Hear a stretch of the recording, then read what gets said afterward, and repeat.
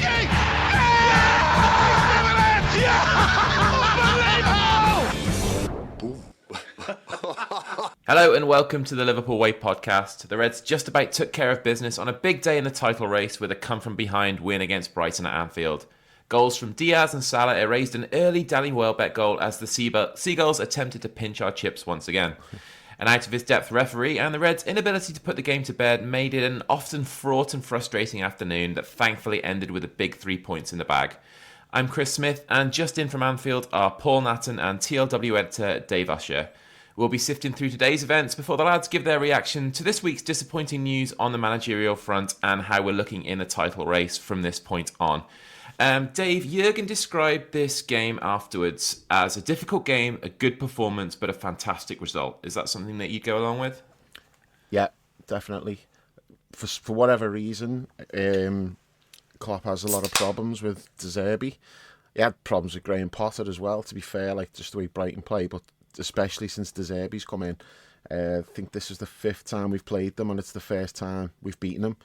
So whatever those reasons are, they're too technical for me to know why. But I do think that whatever it is De Zerbi does with his team, it's kind of like kryptonite to us. And the way it started today, we concede early. First 10 minutes wasn't great. And it's like, oh, here we go again. But I thought after that, we played really well. I mean, the goals didn't come in the first half, but we had plenty of chances. Thought we played some really good football. The longer it went, the better we got. Then obviously we get level. Then we get the goal in the second half, and we couldn't kill it off. You just need that third just for the breathing space. Unfortunately, the third goal we scored was an inch offside. And then it's always going to be like nervous, like the last 5-10 minutes when they start to have a go. Because I think I was saying to John during the game, I'm like, Brighton, it was only when we went 2-1 up, Brighton suddenly started to actually look like they had a bit of purpose. Because before that, it just felt like they were just passing it round for the sake of passing it round. It didn't really get into our half much. But I don't know how much of that was down to us. And I think a lot of it was just because Klopp said afterwards as well about like how much energy you have to put into stopping them playing in the areas they want to play in. And I think we did that really well. But then you get to like the last 15 and, you got some tired legs and stuff. And especially because we're winning, you naturally will tend to just sit back a little bit rather than play on the front foot. And they came into it a bit more. Other than that one chance, which I thought Queeve made a brilliant save. I think it was Dunk's header, was it?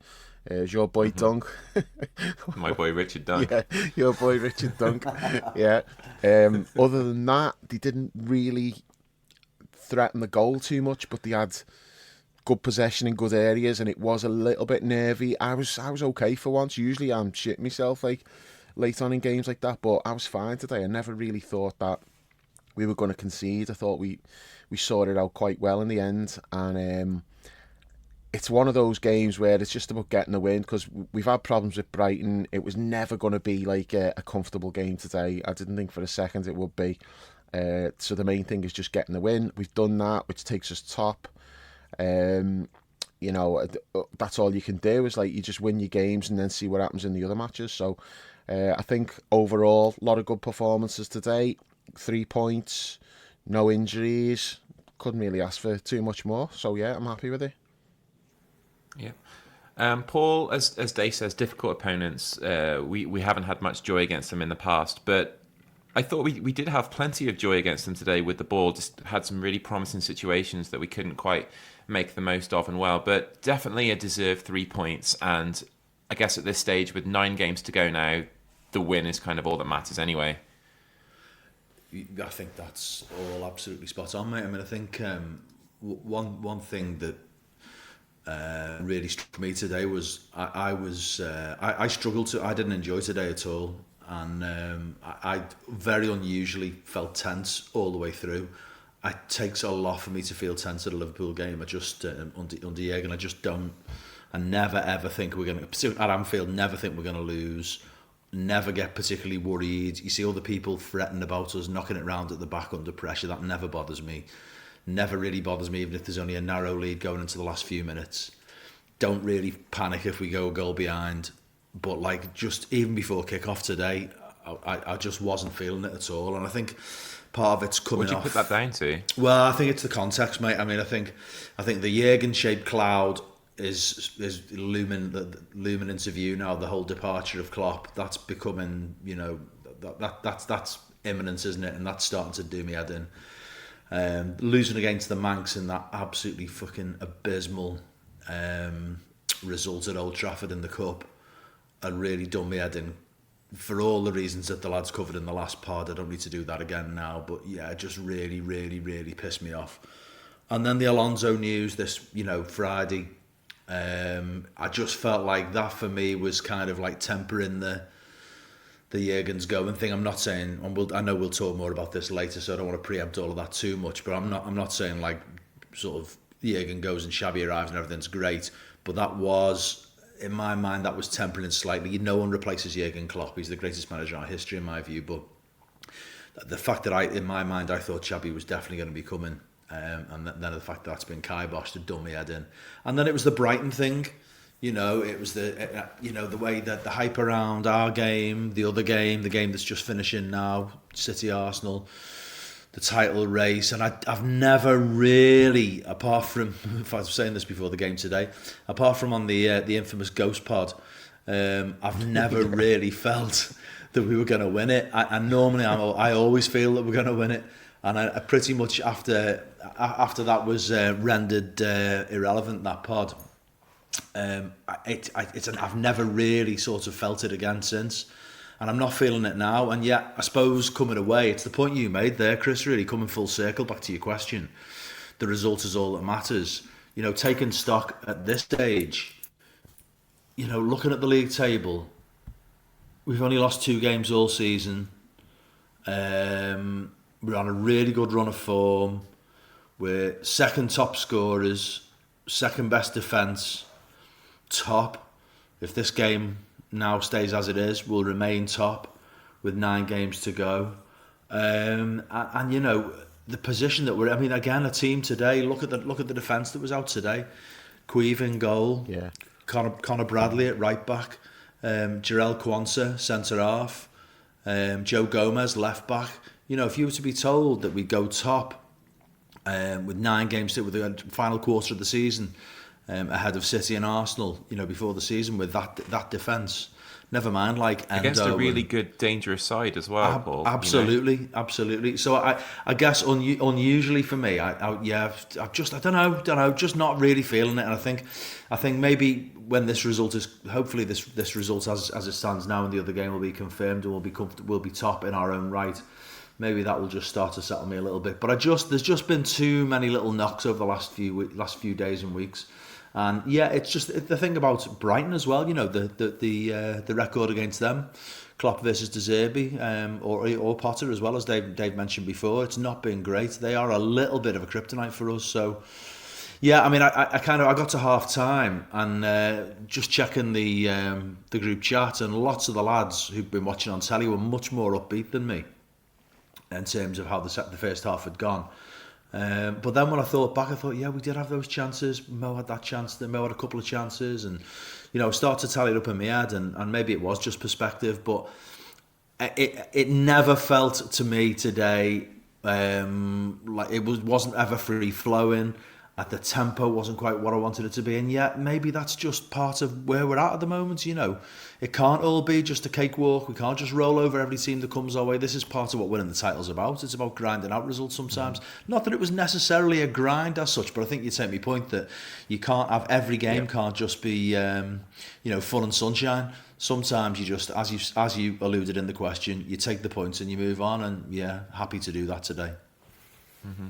Plenty for us to take positives from as well, Dave, I think. In terms of the performance, I thought McAllister had another absolutely outstanding game, and on another day, I mean, he got one beautiful assist for Mo's goal, but he may have had several others. Some of the balls that he was pinging over the top were just majestic, and the finishing let us down at times, especially Mo. I thought Dom had his best game for a while. In the second half, he came into it a lot more. And then you've got the likes of Bradley and Quansah with really big performances again. There is, we do take the points and we move on from that. But there were encouraging aspects of the performance as well, I thought.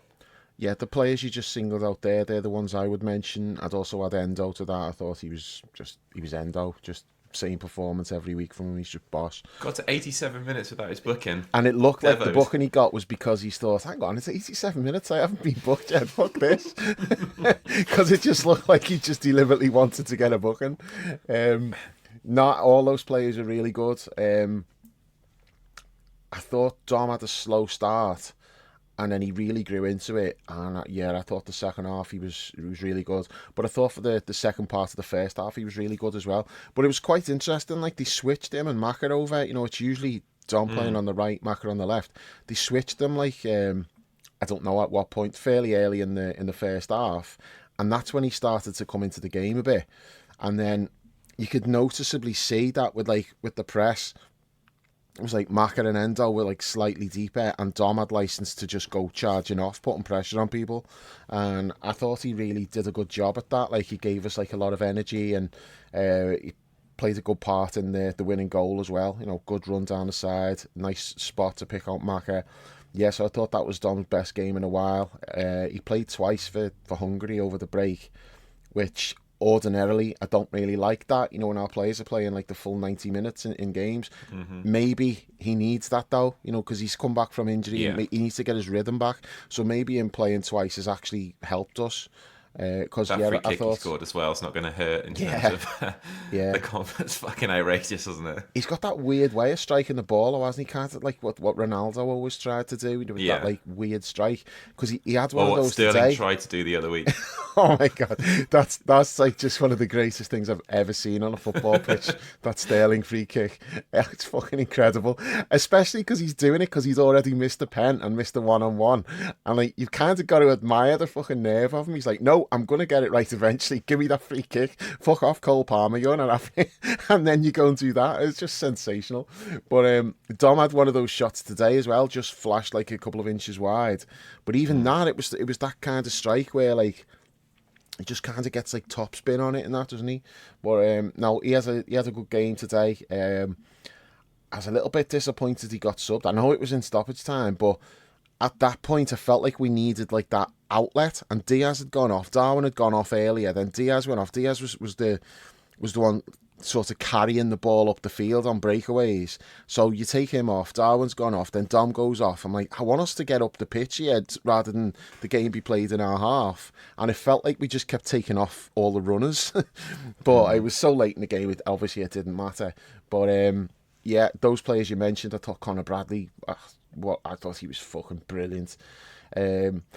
Start of the game was, I'm not really sure what was going on, but like that winger who's a handful, like Adingra, he seemed to be up against Kwanzaa all the time early on. You know, like the way we sort of just leave Kanate to just patrol that right hand side when Trent's there and Trent's off doing his thing. It kind of felt a bit like that, and I'm like, Kwanzaa actually did well against him, but I'm like, why are we doing that? Where's Conor Bradley? And Mo was giving the ball away constantly as well, which was like exposing us big time. For the goals. I mean, the second Mo looked up to play that pass, I'm like, no, that's not the right ball to be trying to play in that situation, because as soon as you give it away, we're not in position. You know, everyone's committed to going forward. You've got to protect the ball better than that. But Conor Bradley, I felt like the longer the game went on, that wasn't happening at all, where Kwanzaa was having to deal with stuff like 1v1. I felt like Bradley was right back a lot more. And the second half, like, some of his defending, he's just a tenacious little bastard, isn't he? He's just always like getting his foot in and, you know, getting his body in front of people and just fighting for everything. He's just really like, just dogged defensively, which I was reading like an interview with him like this week, so some quotes on him, and he was saying about like, he was a winger until he got to the under-18s, and then they moved him to right back. But he looks like a natural defender, you know. Whereas like Trent's being like converted from midfield to playing right back, and there was still like this thing's okay, he needs to work on his defending. Conor Bradley just looks like a natural defender. He's like really good 1v1s. He's like very tenacious, isn't he? Yeah, that's the word. It's like tenacious, dogged. He's just he's like a limpet. But also he just in sticks possession. to the winger. Oh, he's great in the also ball in possession as well, Dave. He's got that same attribute in his attacking play as well. There are quite often where he emerges with the ball in situations when he's coming forward that you don't think he has any right to, and he's been tackled, quite often results in he bundles his way through. He just I know. I just thought he was brilliant today, and Quansah as well. He's seen that result, boys? An absolute is it what? Yeah, 0-0. Finish 0-0. Yeah, so we're top of the league. That's great, isn't it? That's perfect day, man. Yeah, best outcome for us there. Absolutely spot on. But yeah, Quansah, I mean, I've said it before, it's like every single time he plays, he puts in the exact same performance. There's just no fluctuations at all. Did you get onto that moment today, Dave, where there was like an awkward moment where it bounced quite high? Oh, man. That was because of the wind. He just used his strength, the confidence, the strength and the touch all in combination to just go piss off to the guy coming in and then bounce him off, take a touch, turn away and carry the ball. I think, did he lay it off to Bradley or just carry it forward? But it was just like strength, confidence and touch all in one move. I thought, fucking hell, how the hell are you doing that at this level in a game of these stakes at your age? It's bizarre, like. And you never see his expression change either. It's like he's so stoic and impassive, like, isn't he? Completely impassive. I said before, I think he is like just the calmest, like most level-headed player I've ever seen. Yeah. There's no highs or lows. He's always exactly the same demeanour and that. But that one when like it looked like he got in trouble, there was a few times today when the wind was playing havoc with high balls and that, and a few times like players were struggling to judge it, and he tried to head it back, didn't he? But the wind had like held the ball up and that, and I thought, oh no, and you kind of felt like the whole ground just went.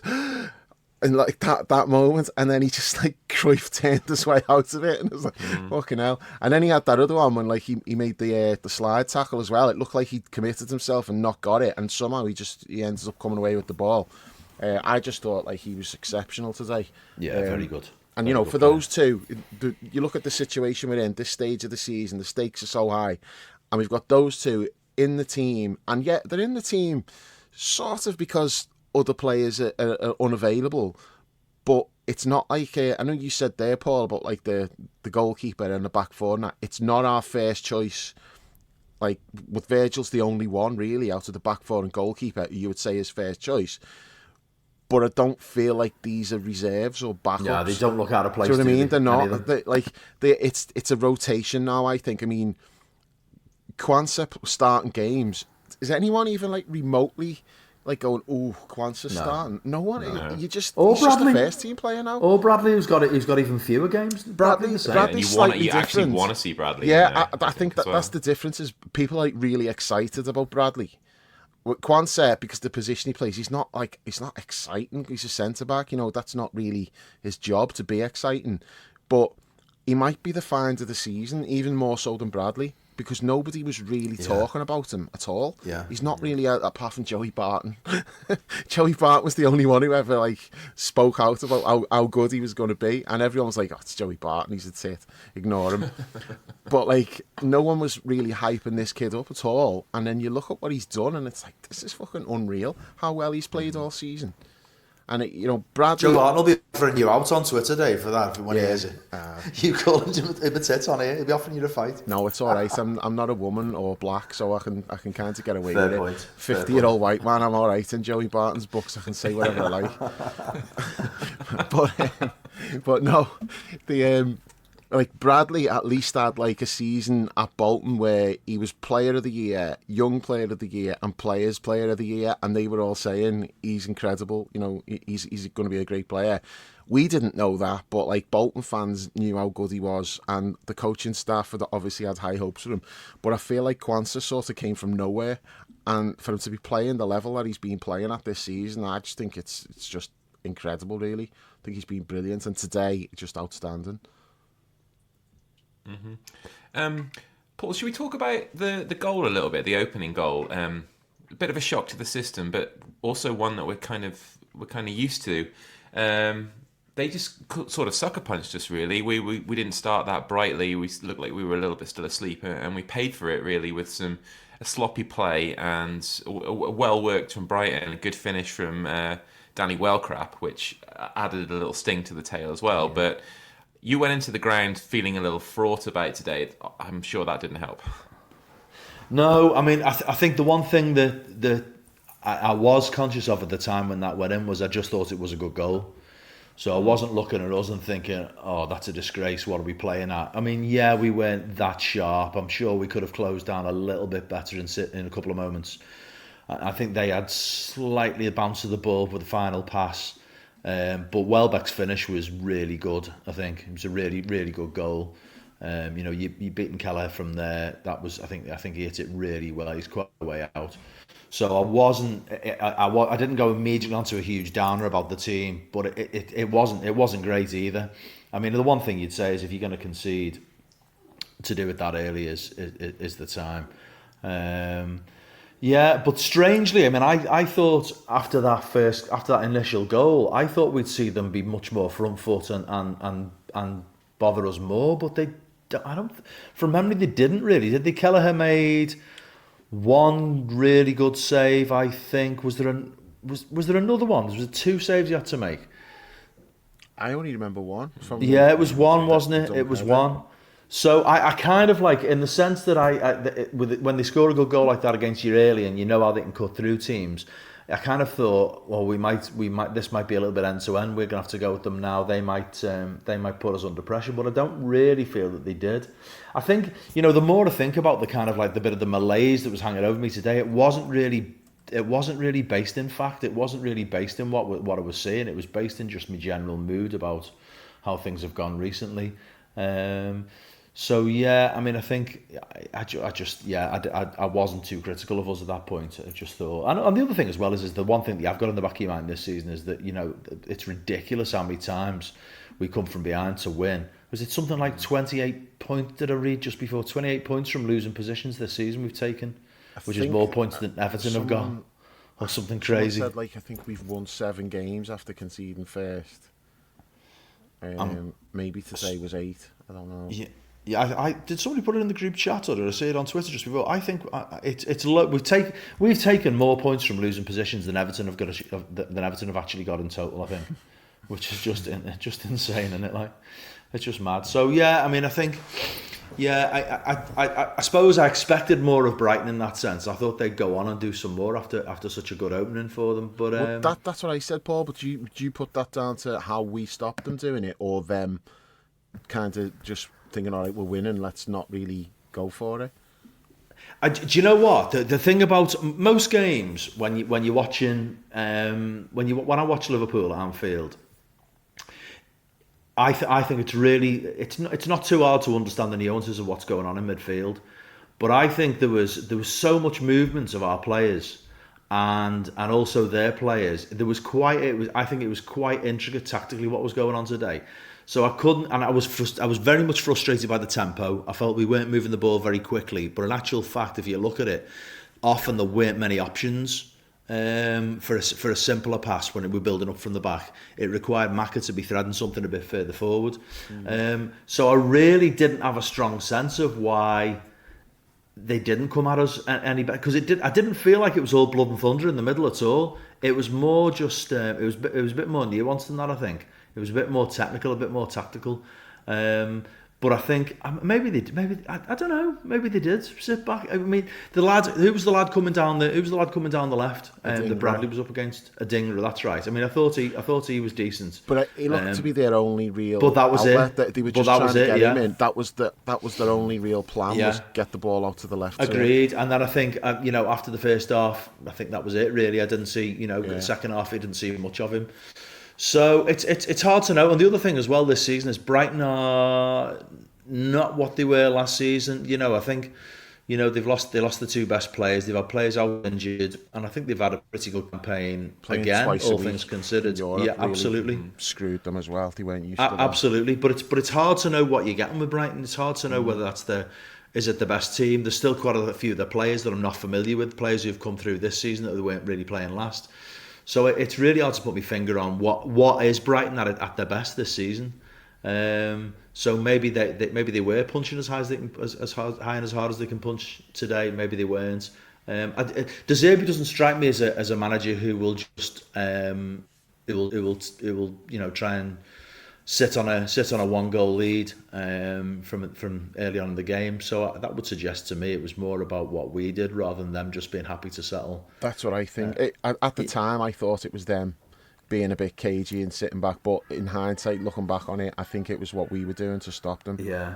Mm-hmm. But do you agree with what I was saying? I thought it was quite hard to read the intricacies of what was happening in midfield. There was a lot of all sorts interchange going on, because if you watch, like you see, like a few times when Klopp's standing up and Linders was getting up and saying something to him, and then he was pointing things out. There was so much going on tactically, where like they were moving people around. I mentioned, Dom and Maka both switched sides, didn't they? A few times that happened. Yeah. Did you get onto with? This is like later on in the game, but did you get onto how long Pete Kravitz was talking to Harvey before he came on? No. He was giving him, and I don't know specifically when Harvey came on. It didn't look to me particularly radical what he was doing. The first thing Harvey did when he came on was win a header from the corner. Maybe that's what Pete's telling him.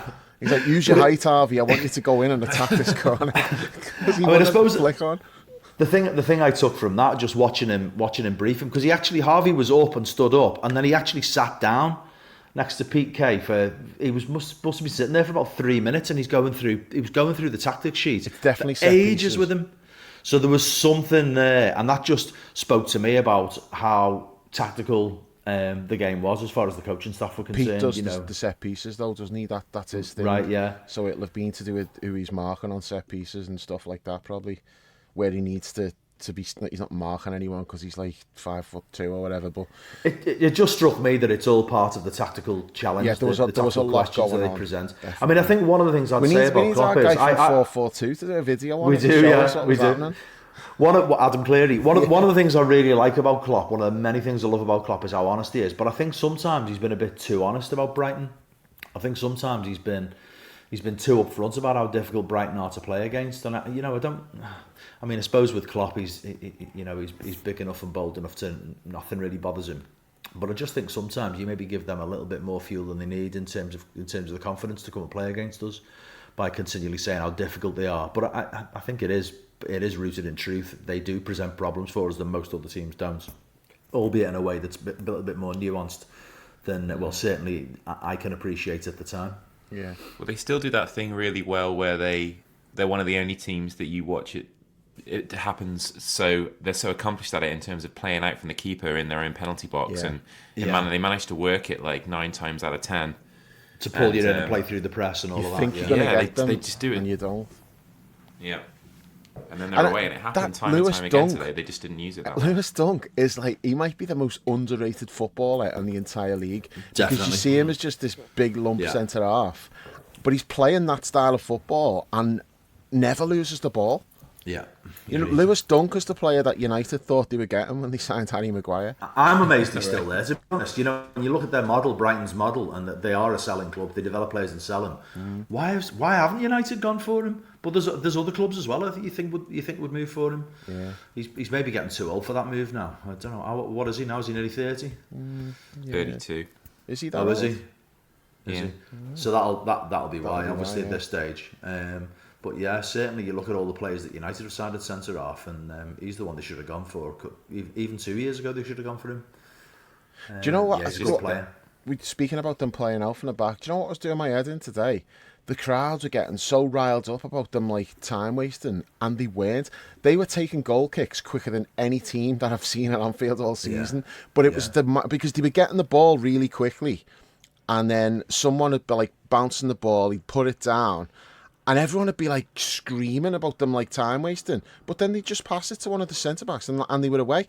Now that takes maybe 10 seconds, 10, 15 seconds on a goal kick. Whereas what we normally see is that whole fucking pantomime of the defenders coming short and then the goalkeeper going, oh no, can't do that, and waving them up. And then we have to wait while they all run up the pitch.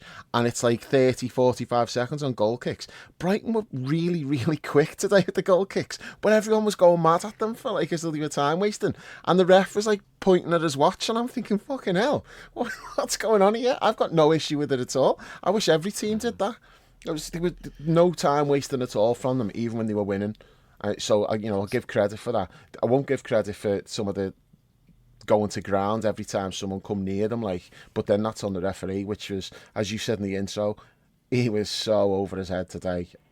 Well, I was going to ask you about that next in terms of, I mean, we took a bit of stick in the last couple of weeks for how heavy we go in on referees sometimes and how many minutes it sort of accounts for on each episode. But I was going to ask you, Dave, about how it was in the stadium in terms of, like, you know, those constant silly little foul decisions going our way. McAllister's booking was a fucking disgrace. And, you know, obviously we're a goal down and we're not putting away our chances. Mo missed a couple. Like, was it one of those afternoons where it's like really starting to get sort of terse in the stadium? Yeah, people were pissed off with it, but I think that the problem I had with it was it just felt weird. It felt like he wasn't refereeing the game, and because there was delays in decisions, which was just inexplicable. It was like he was waiting for somebody to tell him in his earpiece what to do. Like the McAllister booking, he didn't give a free kick. He let that go, and then it was about like 5 or 6 seconds, and then he gives a free kick, and he pulls out the yellow card, but he didn't give it to begin with. So who's told him give a free kick? Then there was the challenge on McAllister. I don't know, one of their midfield players. I don't know which one it was. Can't remember. I think it was gross. So yeah, it was gross. It was a scandalous. But no. So that tackle happens, and he gives the free kick. And we're all going, come on, where's your yellow card? That's like just a clear yellow card. What are you doing? He waves the physio on, and it's about 20, 25, 30 seconds. And then he takes the yellow card out. I'm like, what's going on? Are you waiting for somebody to tell you in your earpiece? Yeah, that's a booking. Mm-hmm. And there was other things where, like, twice he blew for offside before the flag even went up. He blew for offside, and then the flag goes up like a second later. There was just things were going on that just seemed pretty bizarre, and I didn't know what was going on. It's like, is he actually refereeing this game, or is like somebody in his ear? Like Paul Tierney was the VAR, wasn't he? I was like, is he telling him what to do? It was just something just felt like weird about it all. It wasn't just like a referee blowing a whistle and giving these mad decisions. There was delays, which was just inexplicable. Yeah. But yeah, the soft fouls were like really frustrating. Just on that, Dave, in terms of the weird decisions, I totally agree. I noticed the same thing myself.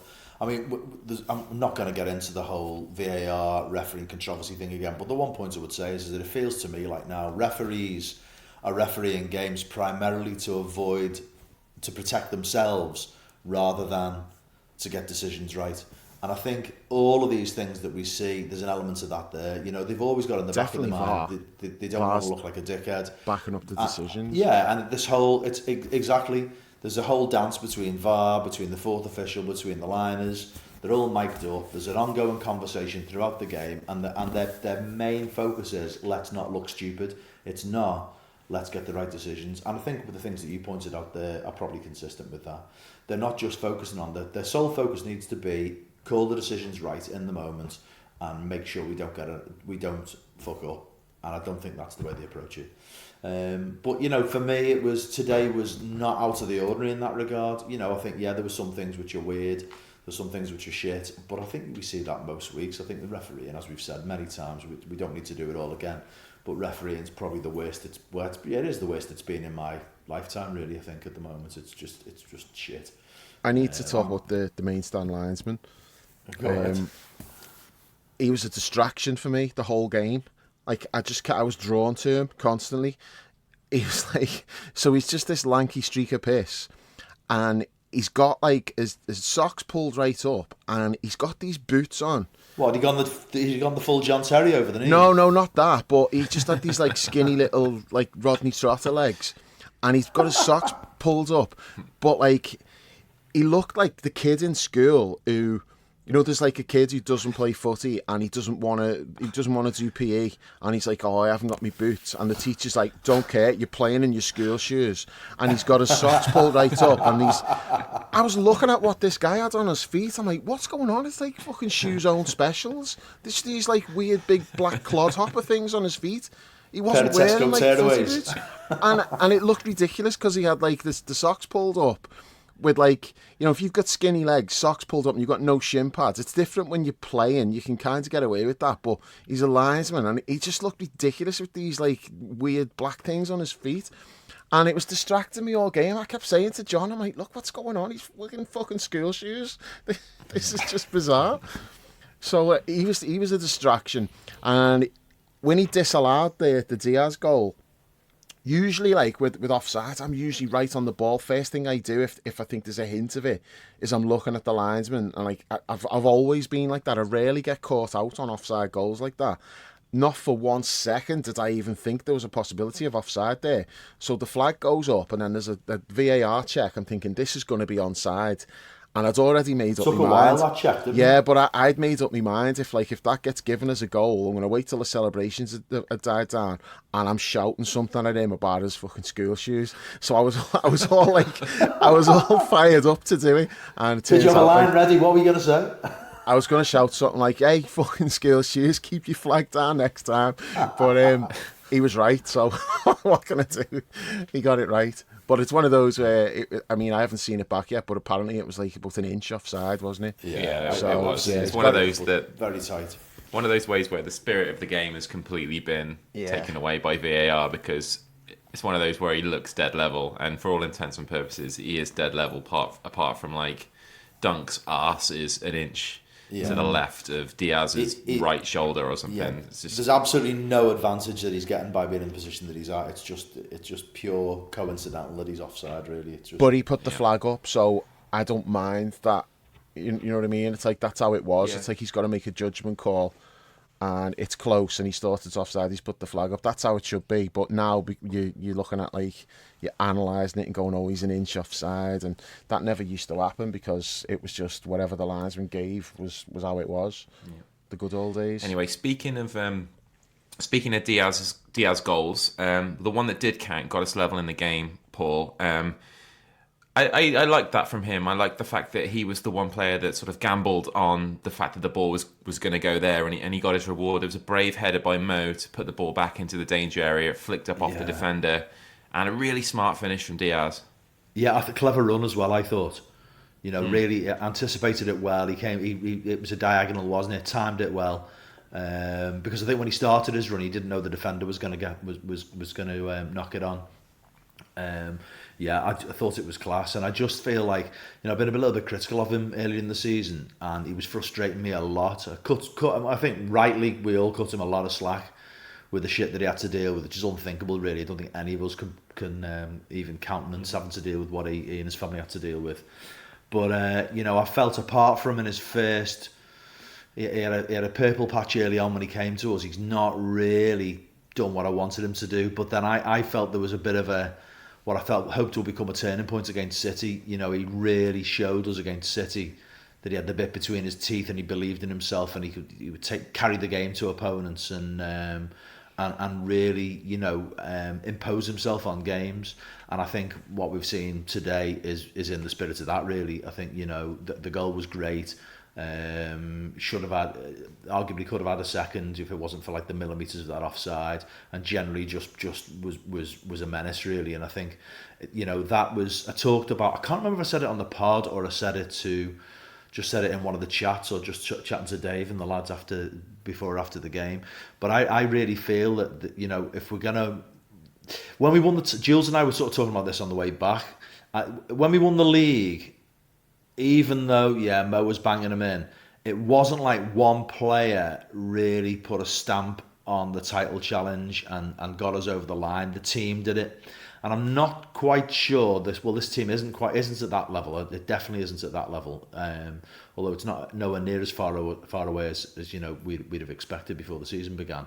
But I think what this season we might need, what this team might need, is a bit more of the the way Stevie used to win games for us, or Lewis used to win games for us in a far inferior side. We might need to win the league this season, some big match-winning performances from where a player just imposes themselves.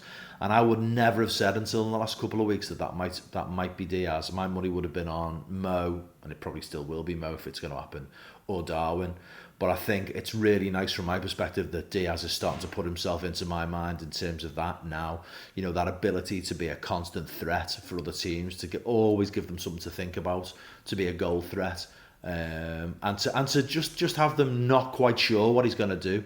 You know, that there's nothing more dangerous, I think, for opposing sides than unpredictable players, and he, as is Darwin as well, is unpredictable, and starting to use that unpredictability as a real asset for us. So I thought he played really well today, and what I'm hoping is that he's really coming into maybe his best form for Liverpool at just the right time, because I think if we're going to win the league, we're going to need that from our attacking players. Consistency as well, I think, is key with him now to start putting performances together. You can subscribe to the Liverpool Way podcast on all the major platforms, whether it's Apple, Google, Spotify, Amazon or Podbean. Just search for the Liverpool Way, leave us a review and hit subscribe to automatically receive all new episodes. You can also head to liverpoolway.co.uk and grab a TLW season ticket for just £3 a month. There's tons of exclusive content, including match reports from every Liverpool game, weekly Premier League roundups, the TLW diary, and access to the members-only forum. Lastly, you can follow us on social media at The Liverpool Way on Twitter and at The Liverpool Way TLW on Instagram and Facebook. Yeah, he's been really good for a couple of months. I think he's got a level above now, though, Dave. But it's been steadily. Really. It's steadily. Like I said the other week, he just seems to be getting better every game now. But he has been playing well for a while. But his level's going up and up and up. And I think the only reason why maybe people haven't really got onto that is because his finishing's been pretty shit. You know, he could easily have like another 4, 5, 6 goals.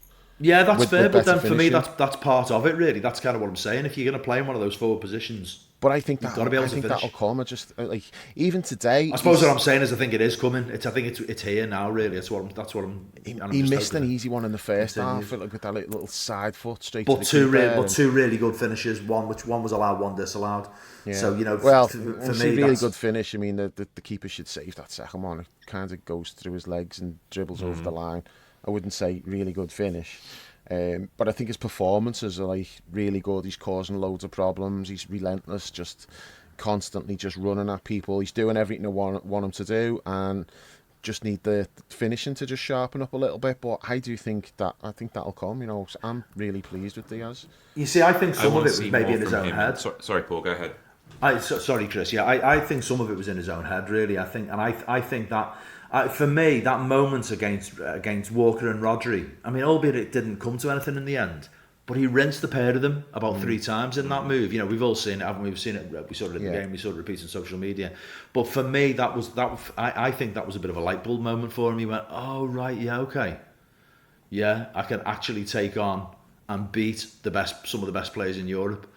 And he must have taken confidence from that. And I think that's why I'm also, and I've taken confidence from it as well, and I've subsequently seen, more of the same really, and that needs to continue if we're going to have a chance of winning this title, I think.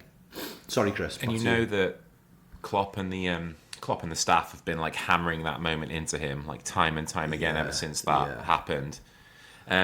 What I would just like to see a little bit more from him is a little bit more killer instinct when we're on those breakaways, like where we had the red arrows previously with the fabled front three. Yeah. A lot of the time you'll see Diaz leading that charge, but he'll sort of dawdle, or he'll make a poor decision, or he'll just slow down a little bit. Like, I just want to see us exploit those to the fullest in the manner that we used to, because it was such a devastating weapon to have in our arsenal that if he can just add that to his game, because there were a couple of moments like that today, I thought, where we had some really solid positions, and it was just like that split second where you either don't play the pass, or you hold on to it too long, or you cut inside. You know, like it's not a criticism, because that's some of the most devastating Liverpool attacking play any of us have ever seen. It was breathtaking, like completely enthralling. But I would just like to see him add that, and then I think I'm probably. Of all of us on the pod, I think I've probably been the least high on Diaz for the longest time, and that's some of it's not his fault, because it's a lot due to the player he replaced. But yeah, obviously backing him 100% and stuff. But there are certain things I just love to see him add to his game, and you say, you guys say he's going from strength to strength. He's adding more each game. Like, maybe his time is now. Maybe it's these next few weeks where we really see him come to the fore, and he sort of fulfills his potential in a team that, as a key part of a team that helps us win a title.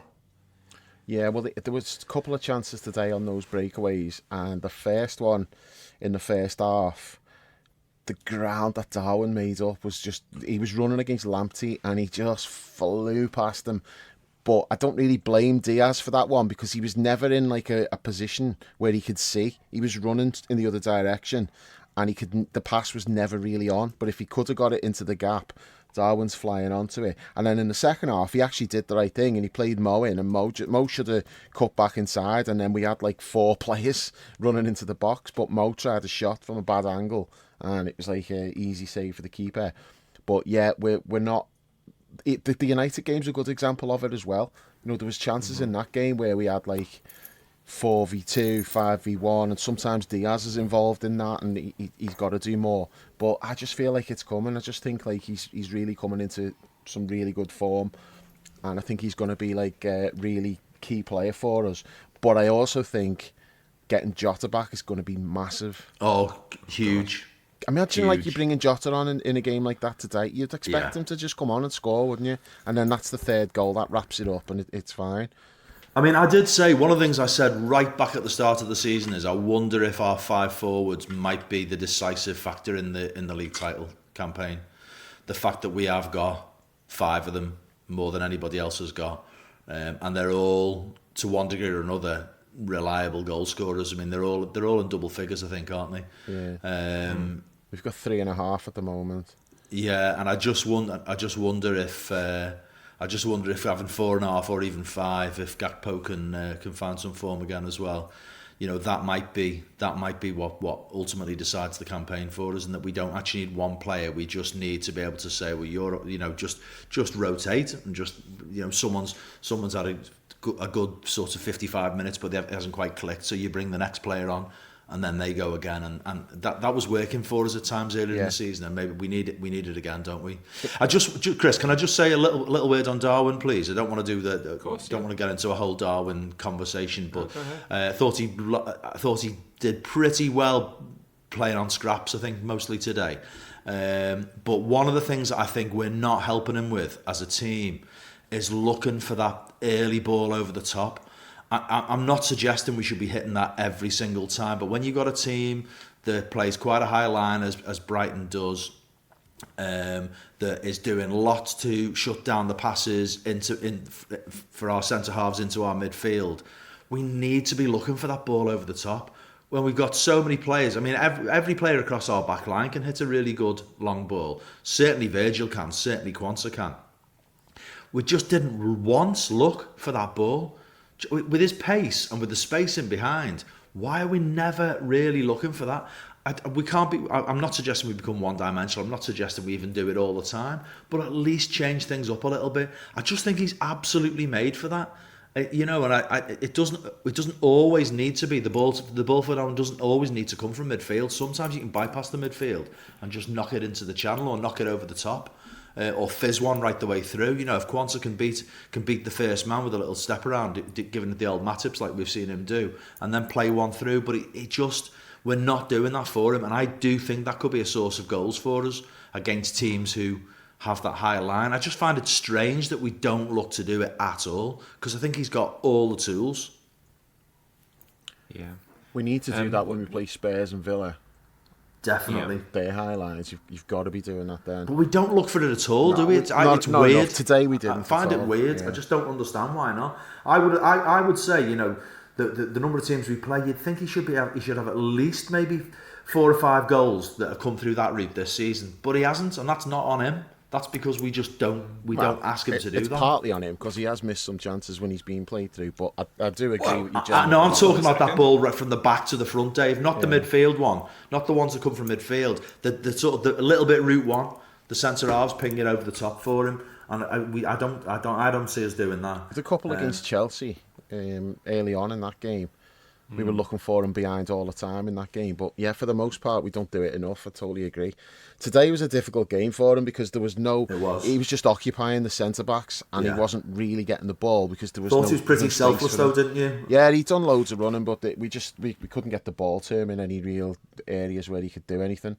I wasn't surprised when he got subbed. I said to John, it might have been him coming off to get Harvey on and just get a little bit more control because he wasn't really a threat because we just weren't able to get him the ball.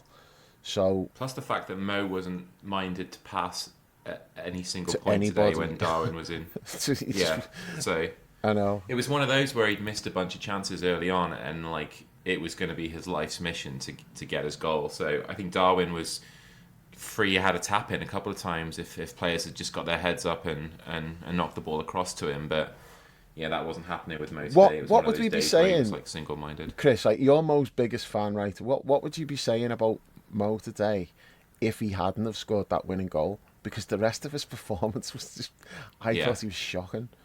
He was crap on it. It was one of his weakest performances for us, I think. But It's when the he's mark of missing the those man. chances, It is the mark of the man. It's the mark of the man. absolutely. It I is, mean, yeah. That's it. I tweeted like after about 25 minutes that like Mo's finishing today and did like the face palm emoji, and then I said, but he'll get his goal. He always does, and you always get the feeling that even on those days where nothing's really going his way, like he does look shit sometimes, doesn't he? When like stuff isn't going for him, but you remain like his record is such that you just remain convinced that he will get himself on the score sheet. Definitely. like it's just what he does. So, but if he hadn't today, then yeah. Do you remember when he used to be able to cut inside and score with his left foot into the top corner? When's the last time that happened? I mean, how many times has he missed those this season? I know. You know, there He was gets no bend on it anymore, does he? I It know. just kind of just Little flies floaty wide. things. I mean, a couple of years ago, you'd have put your house on every single one of them, wouldn't you? But not anymore. Just before the moment goes, you mentioned Darwin's substitution earlier, Dave. Did you see Scouse Cowboy's question to you on Twitter? Did you get your hopes up when he walked round? No, only because I sit quite far back. If I was near the front. Context to that. So he when he got subbed off, he went off behind the Kop goal and walked around. Harvey came on, and as he was walking round to go back to the bench, the game had restarted. He took his shirt off to throw it into the crowd, and he walked past where Dave is. Scouse Cowboy on Twitter said, "Did you get your hopes up, Dave? Did you think your moment had come? Finally get your reward for all the praise?" No, but I think he gave it to a little kid on the front row. But it's one of those where if I was sat near the front, you know that viral clip of like the woman catching a foul ball? Yeah. Where, like, the little girl catches it and the woman just reaches in and just snatches it away from her and runs That'd off have been celebrating. Yeah, that kid would not be going home with that shirt if I was sat near the front. Well, no, I was too far back. I sit in row 19, so yeah, that was out of my reach. Was John consoling you when you saw somebody else walking away with the shirt? No, but I was looking. I'm like, who's he fucking give that shirt to? I was like trying to get a look to see who it was. But it looked like it was a kid. If it's a kid, I don't mind. But if you give it to a fucking grown up, I'm gonna be pissed off. Next time I'm chatting with my boy Lewis, I'll have a word with him and make sure he gets you a signed Darwin Uruguay shirt.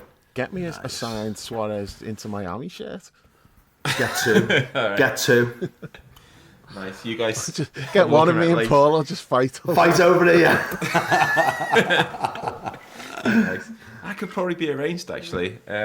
Yeah. So, you know, you mentioned Mo. He does get the goal, Paul, and it is a really well worked goal from us. Just McAllister's pass was everything. So good. Mo's first touch as well, when he just killed it with his right foot. It was a lovely first touch, and then a great finish.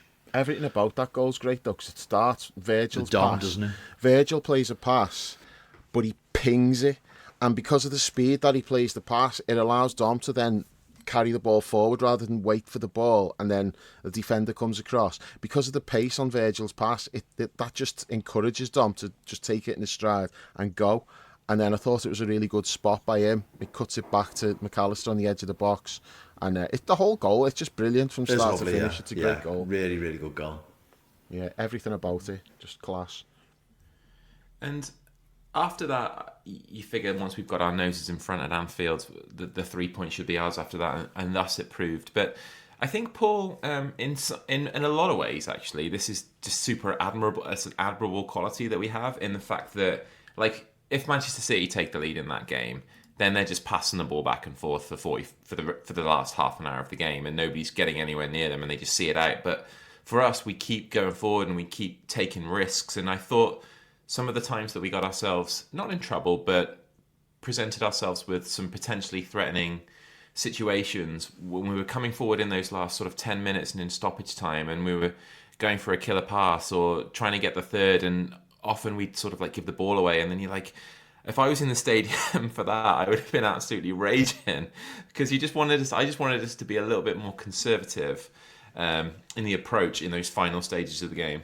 I mean, despite what I said about the tension of today, that and the way I was feeling it, that is something, that whole risk versus reward thing under Klopp that's one of the things I love most about the whole Klopp era, really, because it is an era now, isn't it? 9 years after having won everything, it is an era that Klopp has presided over. I love the risk and the reward side, and in some ways, when I'm thinking about what comes next, one of my greatest fears is that we won't be as thrilling to watch, and the thrills for me come from how brave the football is, how attack orientated it is. I even now, it blows my mind. We're in the final. What have we got now? Was that the fifth to last home league game that Jurgen Klopp was going to preside over today?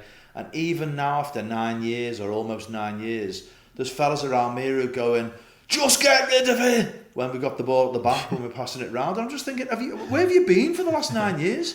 This is how we play. And how many times does it cost us? It almost never costs us. Even when we have a wobbly moment, it doesn't cost us. It's part of the package. So in that sense, while by the same token, I can absolutely laud a James Milner in the title season or in the Champions League run, knowing when to kill a game and having that nous.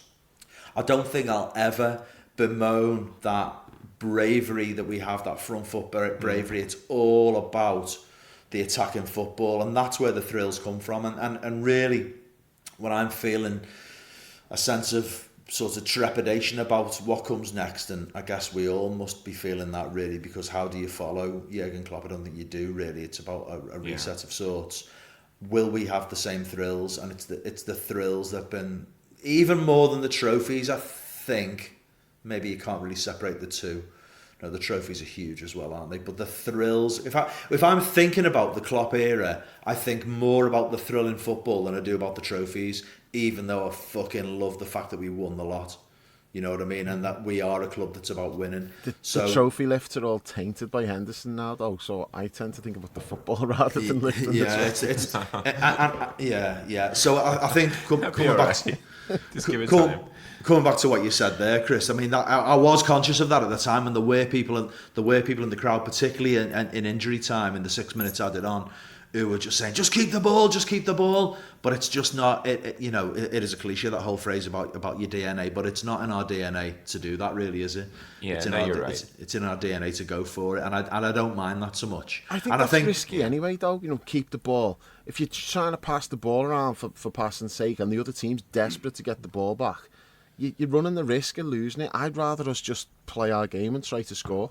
If the chance is there to get up the pitch and score, that kills the game just as much, doesn't it? Right? I would always want to do that rather than just shut up shop. And if you lose it, get it back, which is the essence of what gegenpressing is. You press high up the pitch. Don't change just because of the situation in the game. Yeah. I don't know. I'm not sure that I would go in 100%. Like, I wouldn't say have Joe Gomez dribbling just outside their penalty area and then try and play a risky sort of cross-field pass when they've got two attackers hanging out on the halfway line waiting for you to give it away. Like, that was fine, apart from the essence, pass. you are right. The decision to play the pass.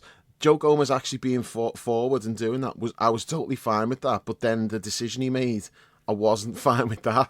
He's like, no, that you don't take that risk there. You're trying to force it and you don't need to. But I've got no problem with Joe Gomez being up the pitch that far.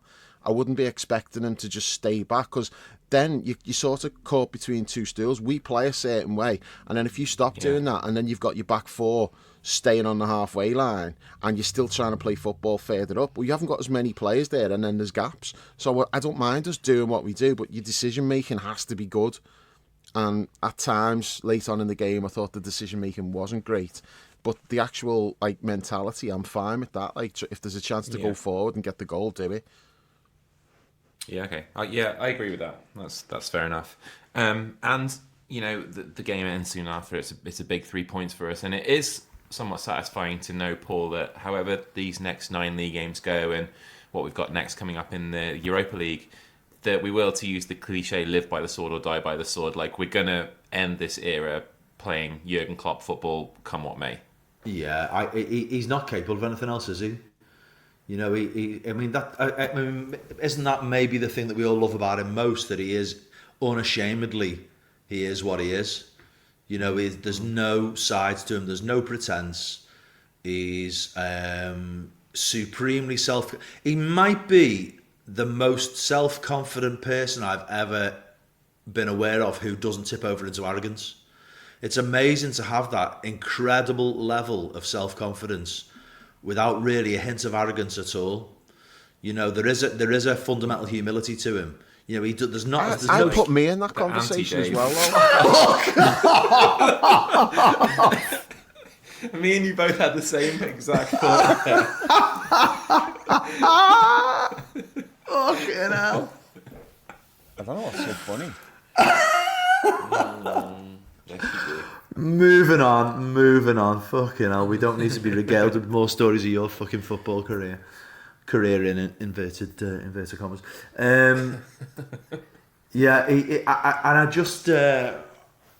He's always going to be true to himself, isn't he? I love the fact that he's unapologetic about this is the way we play and we will always play that way.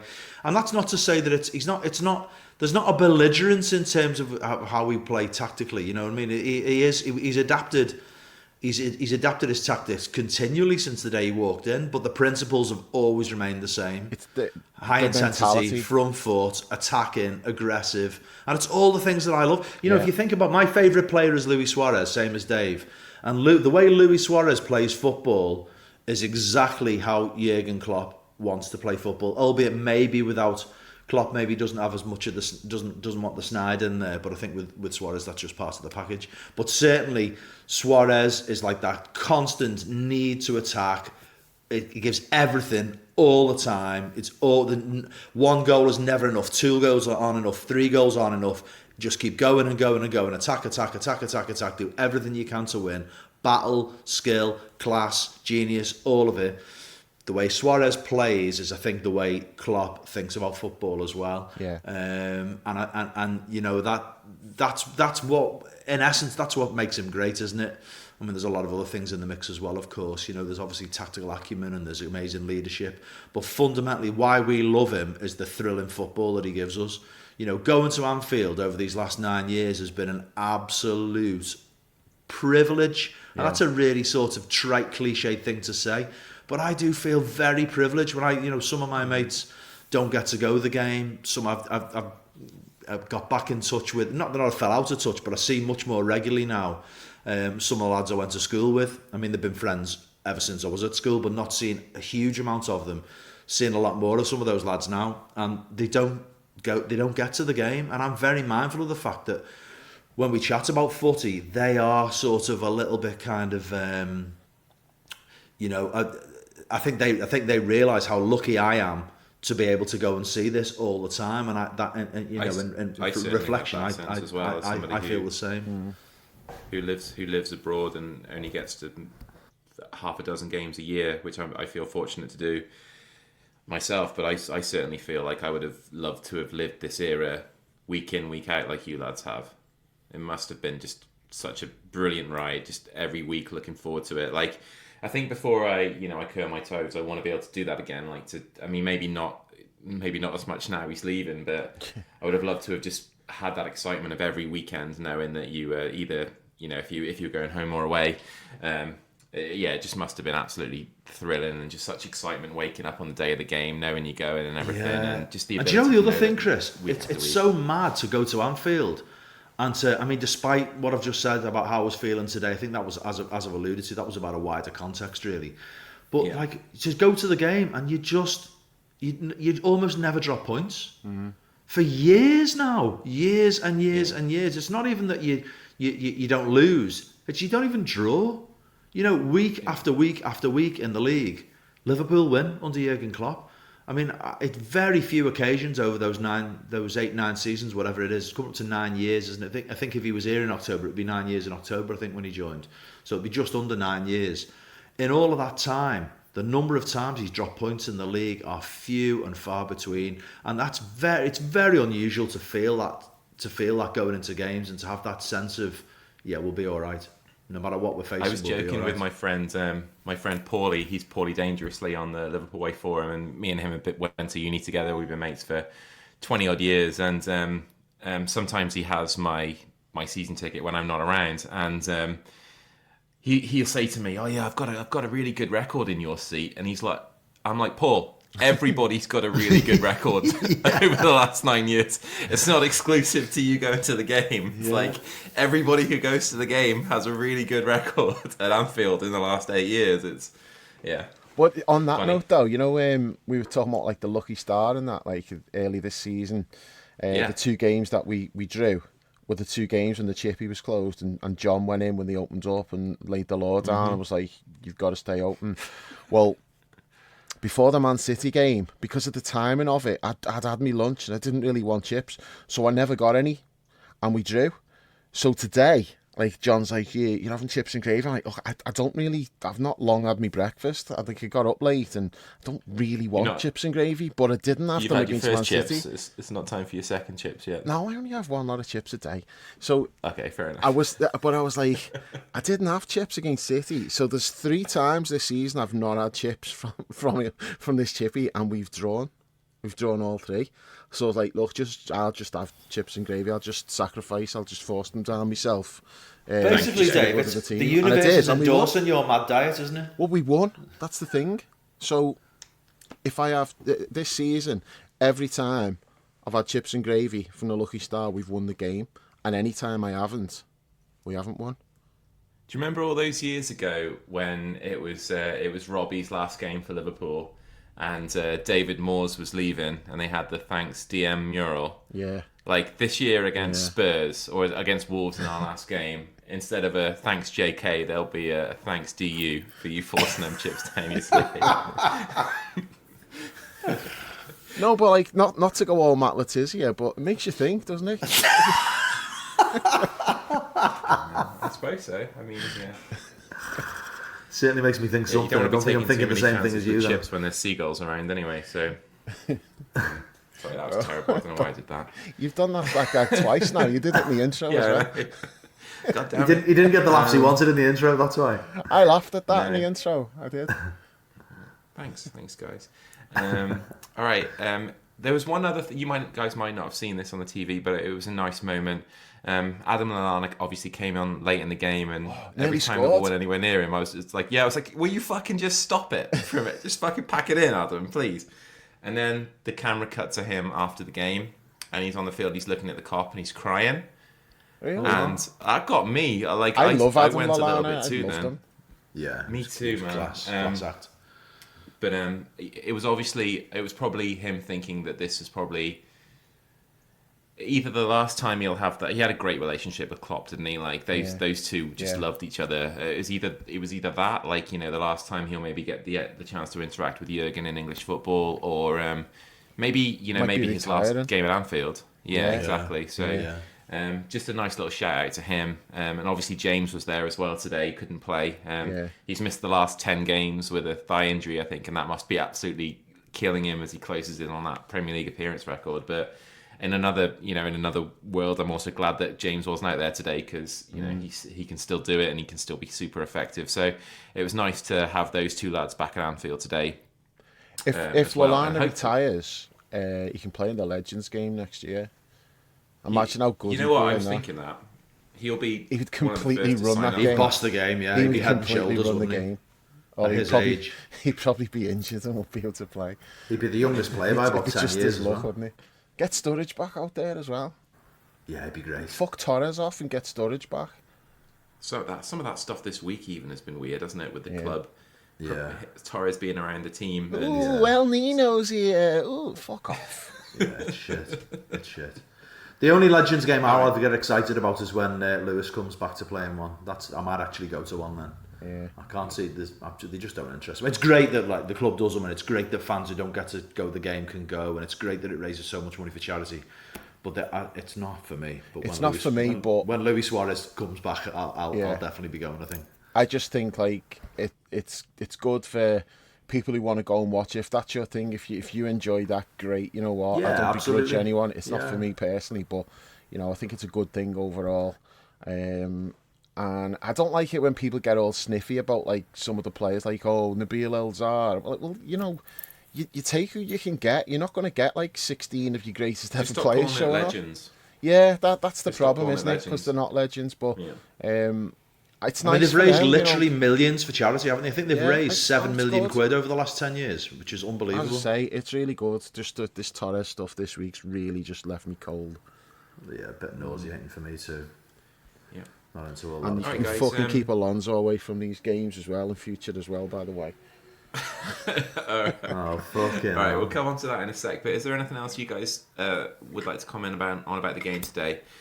Before we sort of look ahead to the forthcoming games amid the context of City and Arsenal drawing 0-0 today. One thing I would say is something that Paul said before, and like my immediate reaction to it was when you said about like some fans still get all agitated when we're passing it around at the back, and it's like just get rid of it. Those fans, if you're one of those fans, if De Zerbi's the new manager, you might want to just stay away, because the way they play, it's like taking it to extremes. And like it's every time we mix it up a bit, but every time they're like passing it out to the centre backs, and they're so brave in how they play, and they're really good at it. They rarely get caught out, but it's not something I would want to be watching every week. I've got to be honest. I don't think like my heart could cope, because the risks that they take playing like that it's next level. I think they do it more than City, to be honest. Yeah. Yeah, definitely. Speaking of City, Paul, we touched on it briefly earlier as the game came to an end in real time. But in terms of how that game went today, a sort of dour affair where neither, from what I saw, I didn't see it all, but it didn't look like either team was really going out of their way to try and win that game. They were both a little bit scared of losing. Arsenal especially, really disappointed with them after all Arteta's bluster about, well, you know, we're going to go for it today, and they just didn't. So perfect result for us, and the weekend's games couldn't have gone any better for us, really. Absolutely. I mean, I think, I don't think I spoke to a single Red who saw a better outcome than a draw from that game today. You know, assuming that we won, which we did. We do our own business. We've done that. I mean, I think it would have been nice if a few players for either side had incurred suspensions or had got injuries. But you know, I think the way. I mean, again, I just come back to the point I made throughout the season. Really, I feel like I'm saying this every week. You couldn't ask for a better position before the season began than the one we're in now. You know, there's 9 games left. It's a quarter, still. You know, 27 points to play for. Quarter of the season to go. Can potentially get 94 points. You know, I think, but you know, to be 2 points clear of Arsenal, 3 points clear of City at this stage, can't ask for any better than that. Most of the tough games out the way. I'm not absolutely, saying the games are easy, but the biggest, toughest games are mostly gone. Absolutely, I think a couple of takeaways for me about those two rivals from our perspective going into today. Even though the head tells you that City have to be the most dangerous opponent in the title run-in because they've just done it so many times, the strength of their squad, the strength of their manager, you know, we know all the reasons why City are such strong favourites all the time. That's before you consider the fact they cheated to get to where they are. You know, the advantages that's brought them. Even though the head tells you all of that, I was thinking that Arsenal are the team in the ascendancy, really. Of the 3 title challenges, Arsenal were the one that, to me, were looking to be, in terms of form and position, maybe the strongest. I don't think today necessarily changes that completely, although the dynamic is obviously slightly altered as we're now clearly top on our own. But I just felt that Arsenal, I started to see Arsenal differently this side of Christmas. So I looked at them this season and thought, yeah, he's signed some players to make them harder to beat. They're definitely much more solid. I really appreciate the set piece thing they've done. They're genuinely doing something quite innovative with set pieces. They're scoring really good goals that, you know, against really good teams in ways that, you know, people are not expecting, and they're doing it consistently. Both of those for me were big pluses against what Arteta's done with them this season. But I didn't really feel they were serious title contenders until they started racking up the goals and, you know, putting 4s and 5s past people this half of the season. The fact that today they haven't really gone for it against City, a City side that does seem slightly more one-dimensional to me than they have done, a City side that doesn't seem able to beat its biggest rivals, and a City side that maybe has a little bit of, if such a thing exists, trophy fatigue. You know, it can't be that special for them all, having done it so many times. And there must be an element as well that, you know, mentally they must be thinking, here we go again. How do you get yourselves up for these games all the time? City just look a little bit below where they have been, and Arsenal look a little bit above where they have been. And us, I still think of us, really considering what we came off last season and the way we rebuilt the entire midfield, as the surprise package. And yet here we are, going into these last 9 games, clearly on our own at the top.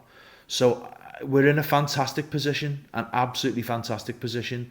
I think if we take 6 more points over the next couple of, you know, by this time next week, we're taking another 6 points, I'll really start thinking this is serious now. We've got a fantastic chance of winning the league.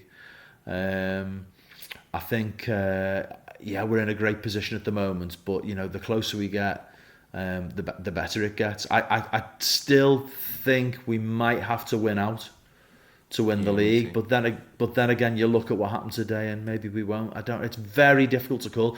The other factor in all of this is that this is a new thing, isn't it? When's the last time we saw a genuine 3-horse race? It's a long time. I can't remember. It's a long time, isn't it? The whole dynamic is different. 10 years ago with us and Chelsea and City, right? When we just missed out. Yeah, in the Gerrard slip season. Yeah, Chelsea fell away just a few games to go, didn't he? Yeah, but at this stage, you're right though, Chris. About this sort of stage, it was a 3-horse race, wasn't it? So I think the whole dynamic is different for everybody. Different for City. City are dealing with two competitors, and also City don't like chasing, and they are chasing, and they're not just chasing one team, they're chasing 2. Arsenal haven't been there. We have European Cup to consider as well. They haven't had that for a while. And if they face each other, if they end up facing each other in the semis, I mean, that could really be a big positive factor for us, because I think emotionally and mentally what that'll take out of them will be huge. So we're in a good position, and I think, you know, today's result between those two is, you know, I think that there's a little bit of light there for us, I think, and not just in terms of how we're playing, but in terms of how they're playing. So hey, we couldn't have asked for any better this weekend, could we? We're in a great position. I mean, in terms of the form, Paul mentioned, Dave, that, you know, since Christmas, Arsenal have looked quite formidable in terms of the goals they're racking up and the points they've amassed. And I'm just looking at the form guide for the last 10 games now. Haven't they won every game until before today? No, they'd lost one as well. Then they lost in 2024. I think they'd won every game. Okay, so the last 10 games they won 8, drawn 1, lost 1. Their goal difference is 34 scored, 6 conceded, and they got 25 points. We've also got 25 points. Played 10, won 8, drawn 1, lost 1, same record. But our goal difference is scored 28, conceded 11. Yeah. And City, this surprised me when I was looking at this. I mean, they're only a point back. Played 10, won 7, drawn 3, lost none. But their goal difference now is only 19 scored, 7 conceded. Yeah. Like, only 19 goals scored by them in the last 10 games. Like, the goals have dried up for them. Yeah. None again today. That's the one-dimensional thing I was saying, yeah. Yeah. It's like, so I think that's going to be sort of a factor as well, because they seem to be not incapable of, but they certainly aren't doing that thing where they blow teams away anymore. You know, they're in close games all the time now. We kind of called this, though, at the start of the season, because they lost Mahrez and Dan's boy Gundogan. That's a lot of goals to take away, and they didn't really replace those goals with those players leaving.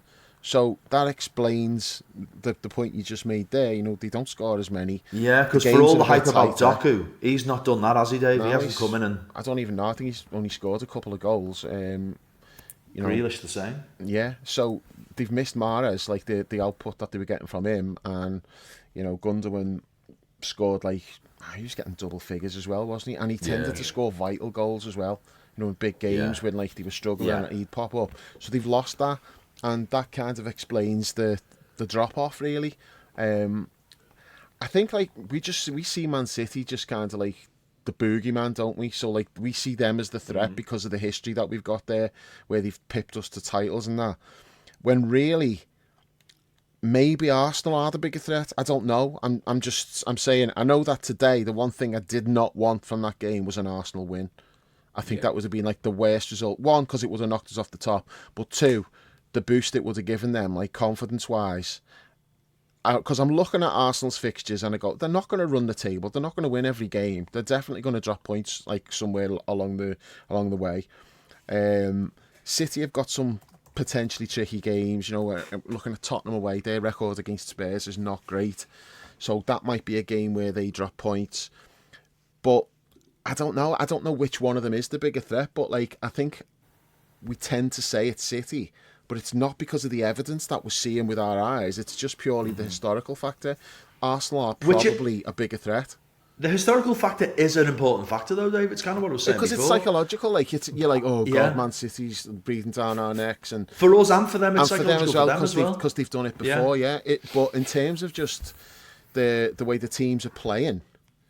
You know, and over a long period of time as well. It's not just like over the last 6 games or whatever. Over the course of the season, I mean, we're 3/4 the way through the season, and we're top. So we should not be looking at other teams as, oh, look at them. We're actually top. We played 3/4 of the season, and we've had so many players out all season, and we're still top by 2 points. I've got a little bit of imposter syndrome around us this year. Like we shouldn't have. I don't know why it is, but I know me too. But like, I know what you mean, but isn't it coming off last season though? And isn't it coming I think so. It's all the changes that we've made, and it also comes back to well, for me anyway. I can only speak for myself, but Chris, you are touching on thoughts and feelings I've had myself. It comes back to that point about, you know, have we got one player who can really, really, in the biggest games, the biggest moments, put the stamp on?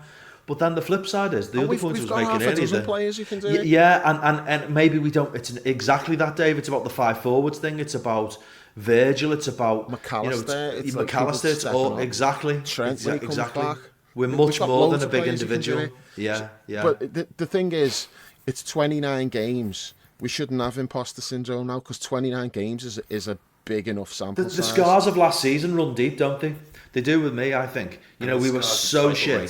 Last season's nothing to me. That I can completely just dismiss last season. There was circumstances like contributed to that. We know, like, we had some players who'd just gone over the hill. We also had like the quadruple chase the year before and how that ended.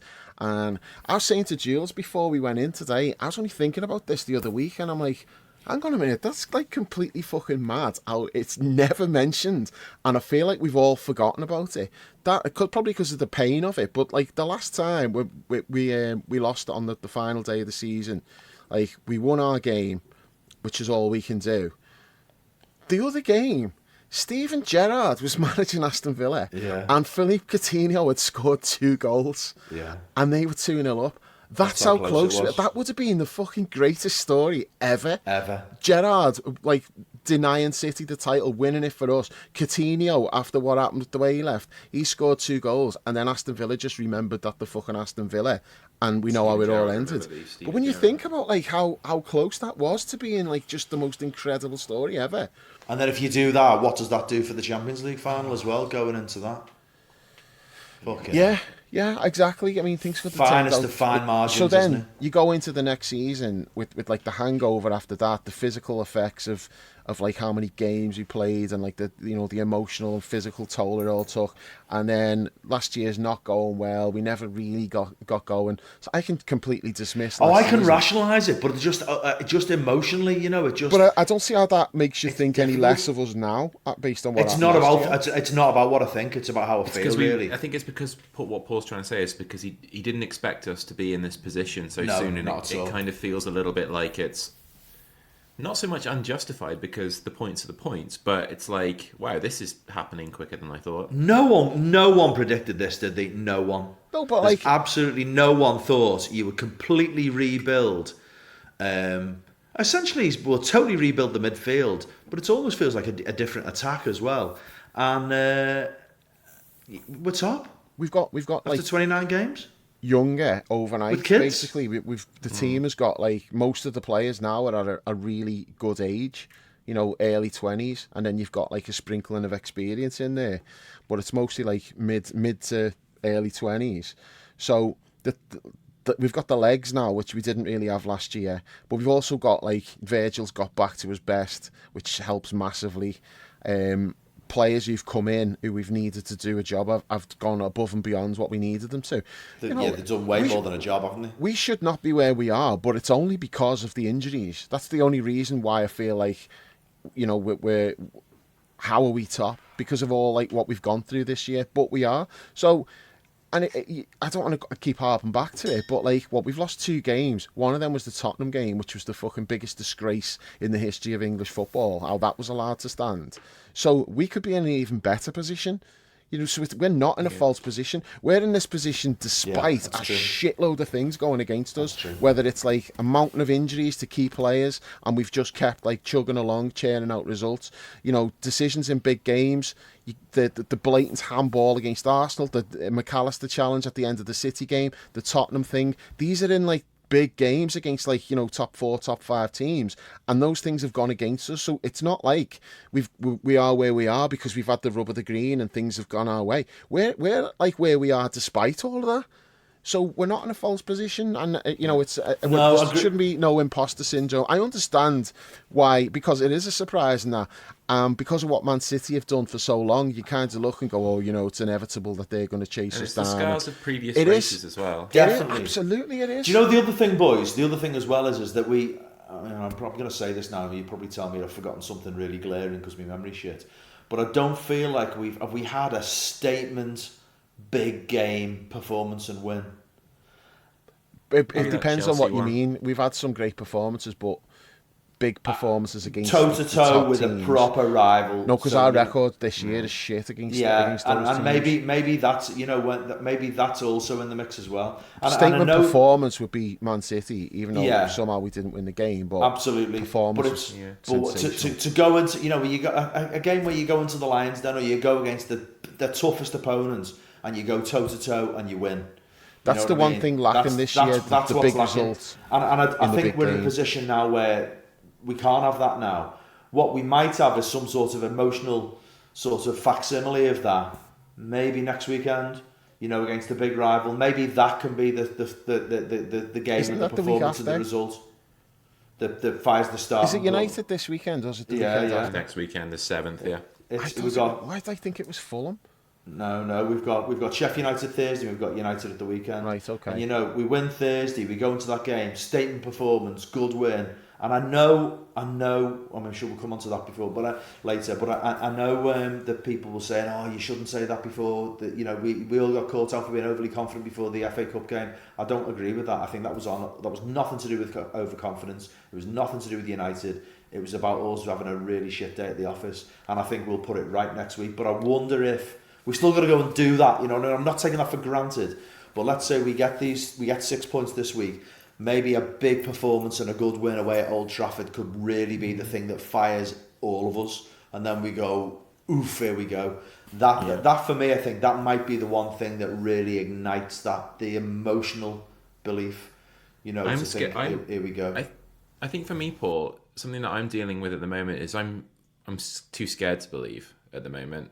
Like I'm so trepidatious about having that belief, just because of what we've experienced in the last sort of decade. Really, there's like I think there's 4 times in the last year, this will be the 4th, that I've got on a plane in sort of late April, early May for the last couple of games of the season, and we're going for the title, and like all 4 times have been like it hasn't happened. So it's a struggle to have that belief when it's the thing that you're focused on, that you most want to happen in your life, and it fails to manifest. Like you do, and the romance of Jurgen going as well. That's a factor as well, isn't it? I wanted so much for him. The fact that Brownie said it right since day one after we last won the league. We first went back to the game.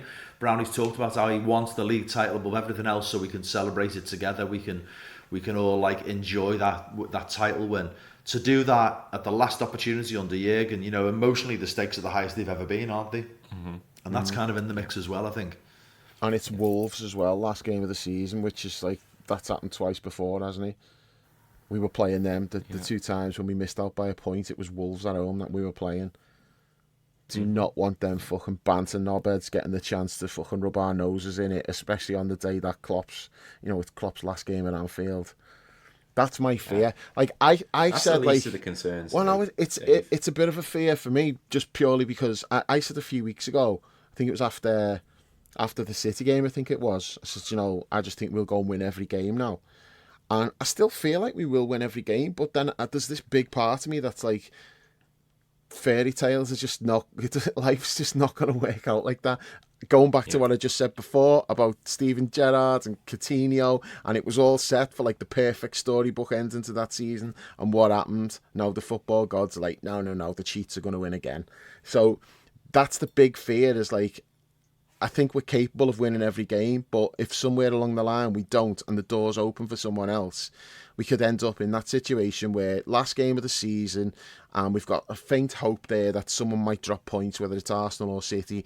We just need to win, but we've got to hope another result goes our way, and we end up winning the game, and it doesn't matter because results elsewhere haven't gone our way, and then we're dealing with missing out on the title on the last day, having to say goodbye to Klopp, and it'll just be the fucking worst day ever. That'd be horrendous. Absolutely fucking horrendous. The thing to consider now is that we just have to try it as much as we can to just make sure it's in our hands. So we go into that last day, if at all plausible, if we make it that far, just knowing that if we do the business for ourselves, then that'll be enough. Like, we've never been in that situation where if we take care of our own business, we don't have to be looking at what's happening in Manchester or wherever those cunts are playing, or do you know in Arsenal North played London. Last game of the season?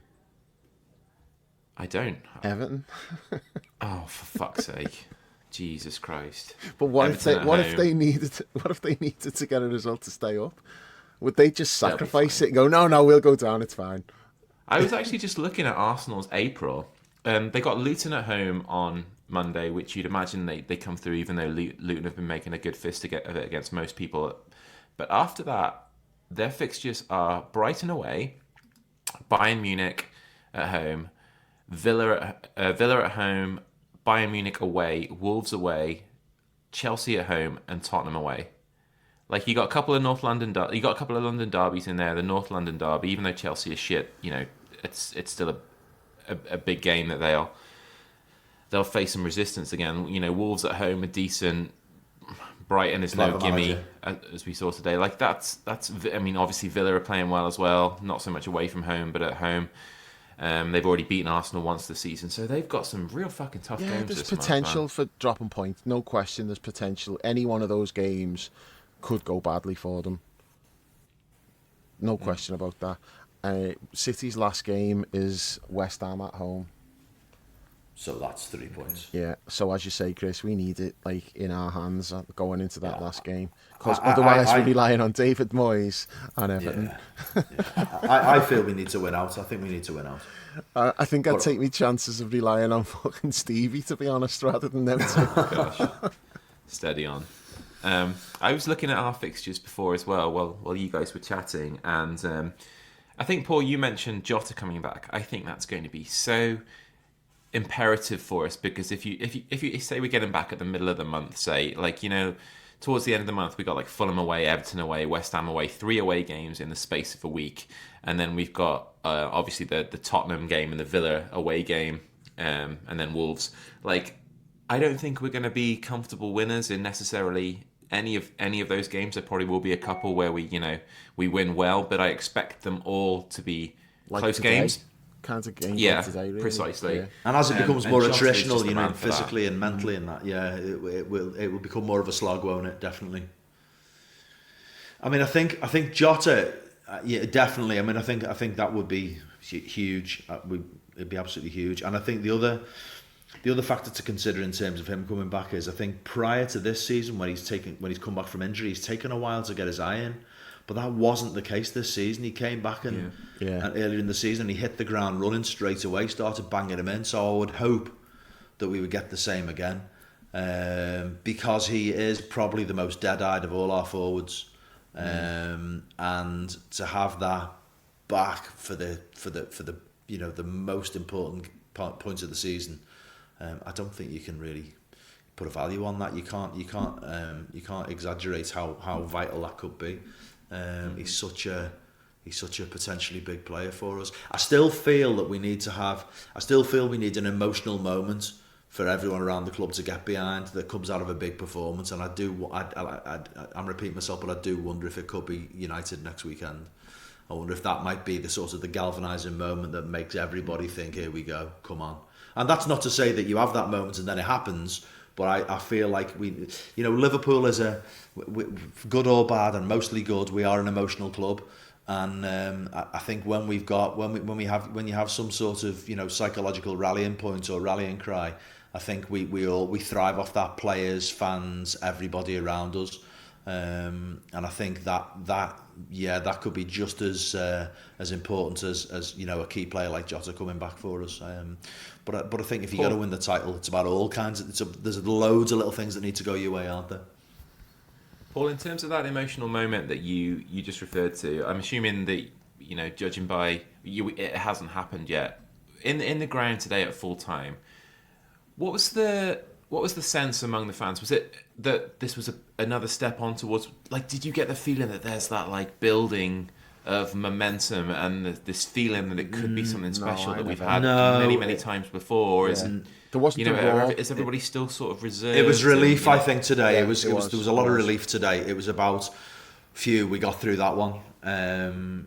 Do you agree, Dave? Yeah, that's exactly what it was. But I know what you mean, Chris, because there's those games when there's like just a big fucking roar at the end, when Klopp's in front of the Kop and there's like that, come on, like, And that's what we need to get to, I think. It wasn't like that today. It was like, it was more just, that's 3 more points. We've got through that tricky game. It was relief rather than like just that like rallying cry of like, this is on, it's close. Mm-hmm. I think that'll come in a few weeks' time if we're still up there. The closer you get to the finish line, that's when that'll really, really take off, I think. But no, nobody's there at the moment. No, I didn't hear it on the TV today, but no shouts of "We shall not." Yeah. No, good. There was like Liverpool top of the league, but but that happens in like September, right?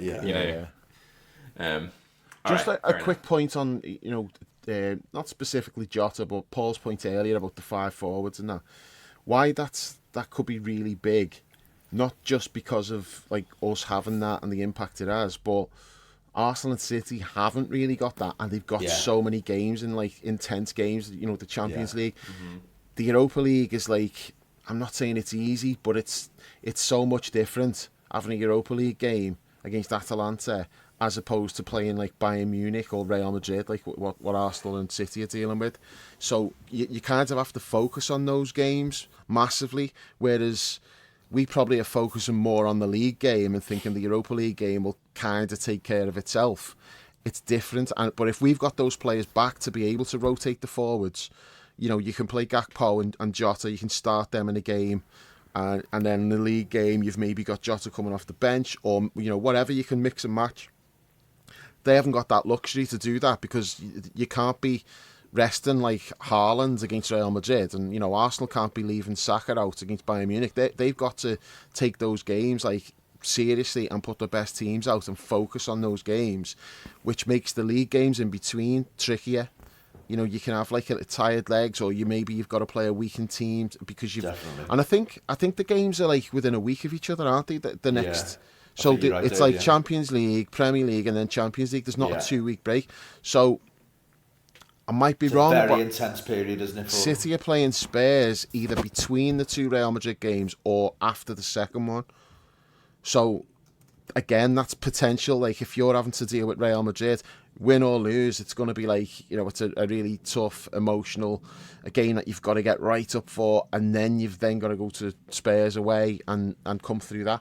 So it's a lot harder doing that than it is dealing with like Europa League games, where if we wanted to, we could play like, you know, some of the squad Spurs players. at all, Dave. City have got to play Spurs. They've got to play Spurs No, away. they haven't. They have. I'm not seeing it in their fixtures here. City are playing Spurs away. I'm sure they are. Yeah, it's been postponed to be determined. Oh, right. Yeah, they've got to go. So it was supposed to be. Oh, it's because they got through to the FA Cup semi-finals. It was supposed to be the weekend after they played the second Real Madrid game, the second leg. They were meant to be then going to Tottenham, but now they've got to play Chelsea in an FA Cup semi-final. And which brings pressures of its own. Again, yeah. Even though it is only the FA Cup, I say only, but that they'll see it in those terms. Yeah. But it's broadly the same point, Dave, against a big rival. Yeah. And then Chelsea played really well against them in the fixture at Stamford Bridge. Like, I think it finished 3-3, and they right? drew at City as well.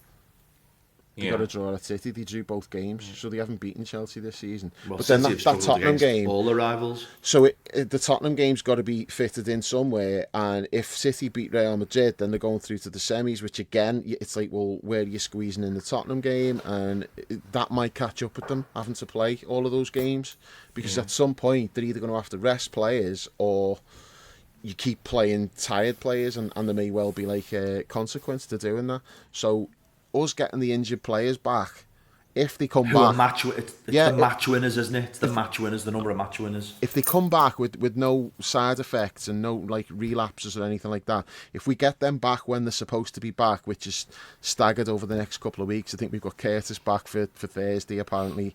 That's big. Klopp did say last week that Jota had a chance for United. So if Jota comes back into training this week, he might be on the bench for the United game. Trent's not that far away from that as well, but he'll probably be the week after. So we got those players coming back.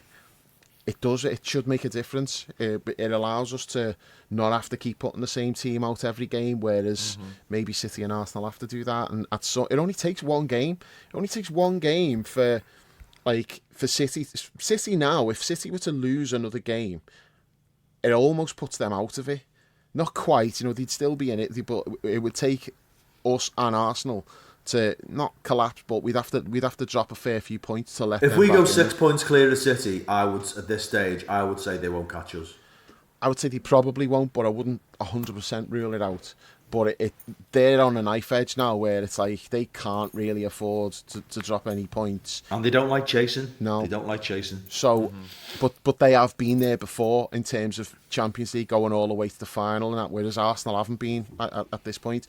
So Arsenal playing Bayern Munich, maybe they take their eye off the ball in the league a little bit because they're focusing on Champions League matches. Be more than happy for them to beat Bayern Munich, to be honest. Get all the way to the final and then lose.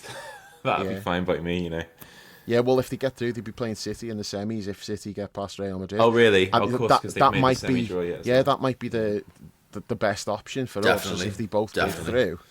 Okay. And then they've got to deal with playing each other. And The only problem then is you've got to think about potentially one of them winning the whole fucking thing, again, which is nauseating, isn't it? Yeah. We can overlook City winning, it doesn't count. Now they've got the one, it doesn't really matter. Nobody cares. If Arsenal won it, it would sting a little bit, because you never want another English team to have their name on the trophy that hasn't had it before. Yeah, true. The brazen twats were singing to Arsenal, "Where's your European Cups?" tonight as well, apparently. Oh my god. Outrageous. It's just horrible, aren't they? Clubs. Jesus Christ. Fucking cunts. Yes, I mean there are so many fucking permutations to come. We could talk on this for hours and just keep going and going and going. We've been going a fair amount of time as it is. At the risk of ending the pod on a little bit of a dour note, do you want to go into the Alonso stuff, or do you want to save that until after Sheffield United maybe? I don't let Dave go on it, Chris, because he gave us a taste in the pub, and he's gone too strong, I think. Yeah, so he needs a bit of breathing space. I'll probably say something that I may end up regretting on a Yeah, later date. yeah, So it's probably yeah. best that like Okay, I just sit this one out. Maybe after Sheffield United, because it's, you know, it's not. I'm assuming it's not going to be like the most dramatic incident-packed game, Right. but you know, we'll Yeah. see. Okay. Plus, we can let Paul- it breathe and see what develops. Just quickly though, the only thing to say, not Here we about go. Alonso. No, I'm not. I'm not right. touching the Alonso thing right now. But Right. with him out the equation, all people who have looked at and gone, absolutely no, not for me. Don't want him. No. Now it's going to have to be one of those, because whoever they appoint now, within reason, I kind of have to just go along with it, because I can't come up with a better alternative. So if it's Amarim, or if it's De Zerbi, whatever, I can't come up with a better alternative to either of them. So, you know, it's just, we just have to trust the data nerds to do the job and come up with the best candidate. But we're picking from like a pretty mediocre pool now. That's all I can say about it. Yeah, It was always going to be downhill anyway. I think it's just a case of how much downhill it was. I was never convinced that like Alonso was the guy in terms of him as a manager. You know, preferably you want him to have a little bit more experience, but it was the only person that I could countenance, that I could get behind with Klopp leaving. It was the only one that would make me feel good on the inside. Yeah. And now that's impossible now. So it's just like, yeah. pick who you want, really. I mean, pick whatever. Pick what. Agree with that. I mean, I think the thing I would say is a couple of things about Alonso why it made sense to me. One, he's doing something genuinely special this season. You know, he's winning a one-horse race. That's been a one-horse race for 10 years. And he's come in there Until with Harry the club, Kane arrived. who's broken the With that Bundesliga Tottenham scoring. stink. He's broken the Bundesliga scoring record, and Harry Kane. But he just can't shake that Tottenham stink. Alonso's come in there, and with spending almost no money at all, you know, has absolutely flipped that whole league on its head. They're unbeaten. He's probably going to do the German League and Cup double. He's with a great chance of winning the Europa League. What he's doing is special. And then the other factor, and for me, this is maybe an even bigger factor, is that it comes back to the point I consistently make about us, is that we are an emotional club. And the idea that you can separate emotion out from Jurgen Klopp's replacement, to me, is just not realistic, because no matter what a spreadsheet says about a manager, and I'm not dismissing any of these candidates, although I have to say that ones, no matter how exciting their football is, that haven't won a trophy in their career, that to me is absolutely crazy that they should then come into this Liverpool. This is not like the Liverpool Brendan Rodgers walked into. Yeah. This is the Liverpool that Jurgen Klopp has made one of the greatest clubs in Europe, playing some of the best football, putting up the best point totals that have ever been seen in this country. He's now rejuvenated the squad. We've got a squad that's maybe the envy of much of Europe in terms of the talent that's coming through. You're not walking into the Brendan Rodgers club. You're walking into the Jurgen Klopp club. So the idea that somebody could come in who hasn't won a trophy as a manager is insane. That would not be the case with Alonso, because he quite clearly is going to win. But for me, the bigger issue is the emotion of the club. And if you're not able to either understand that or to harness that positively, then you won't last. And no spreadsheet can quantify that. The one thing that we know about Xabi Alonso is people can have and I know some people were sniffy about him in terms of when he left as a player, but he was a great player who was loved by the majority of fans, and he understands the emotional nature of our club, and he will be able to harness that. And there's now a big question mark about the capacity of any man coming in to be able to do that. Julio was able to do it. Benitez was able to do it. Rodgers was not able to do it. Hodgson emphatically was not able to do it. Kenny was able to do it, albeit in a limited way, in the short time that he came in. Of course, Kenny was able to do that with a very, very, very limited squad. And Klopp has probably done it better than anyone of my lifetime, in that I wasn't really around for the Shankly era. But Klopp has harnessed that emotional nature of our support better than anybody, and you can't pretend that that's not a massive factor.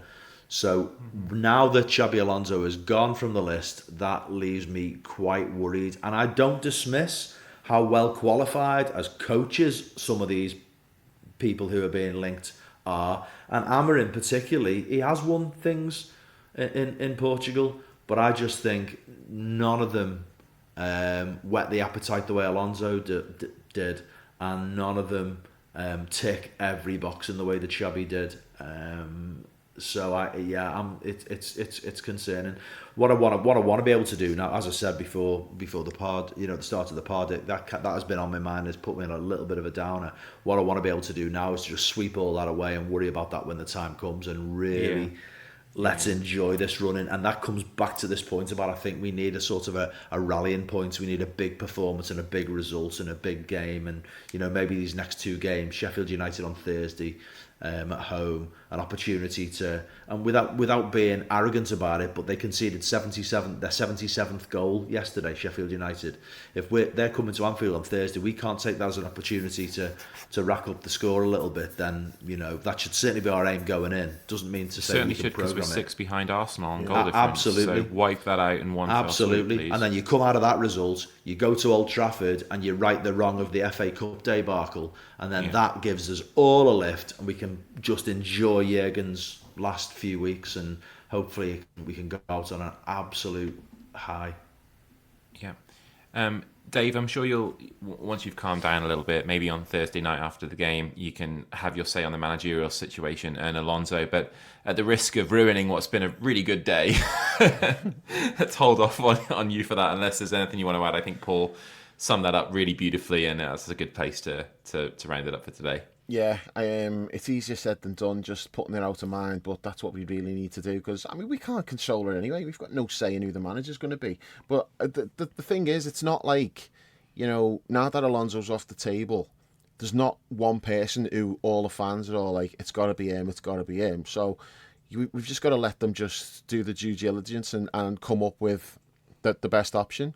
And whoever they pick, as long as they don't do something completely out of left field, something stupid, then, which they're not going to do, because even if the stats showed it was, I don't know, like David Moyes, I know it's not, but you know what I mean, if they just pick someone random like that and go, well, the stats are really good, FSG are not going to sanction something like that anyway, so it's not going to be some wild left field pick. So we're not going to get Eddie Howe, is that what We're you're not saying? going to get Eddie Howe. We're not going to get fucking Gareth Southgate, despite what Glenn Johnson's fucking trying to suggest. Right. That might be other than anything that's come out of Rio Ferdinand's mouth, that might be the worst take from a professional footballer ever, him suggesting Gareth Southgate to replace Klopp. Fucking hell. But anyway, it's not going to be something mad like that.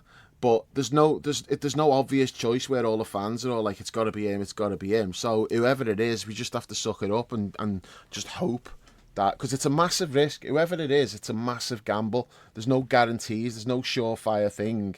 There's no Jurgen Klopp out there, which was, when we got him, it was exciting, and everyone's like, yeah, he's got a great track record. And even then, we didn't know it was going to go as well as it did, but we felt like we were giving ourselves the best possible chance.